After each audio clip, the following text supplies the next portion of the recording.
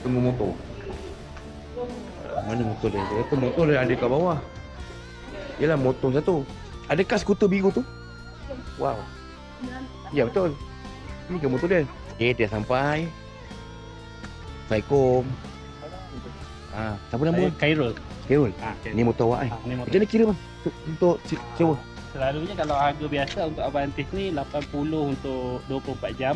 Satu hari lah. Minyak full tank apa? Siap minyak full, baju hujan dan pengantaran ke customer. Kalau dia nak belanja saya nak belanja dia buat video lah tu lah.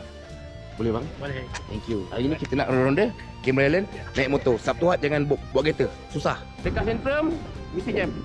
Ada roundabout. Ni dia punya jam ni memang sampai ke Jepang. Wow. Ini nak naik ni kena boleh lah kena pakai bawah. Pakai bawah boleh pakai. Bawa dia orang ni tengok kambing. Ramai. Ramai kambing.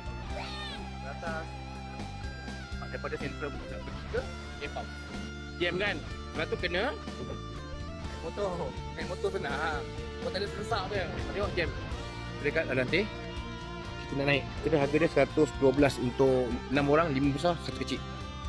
Tunggu bagi kesimpulannya, elok korang naik motor je lah. Macam ni punya jam, korang nak adapt, memang tak lah kan? Jangan habiskan masa di atas jalan raya kalau korang balik dalam kereta. Nak senang, naik motor. Murah je.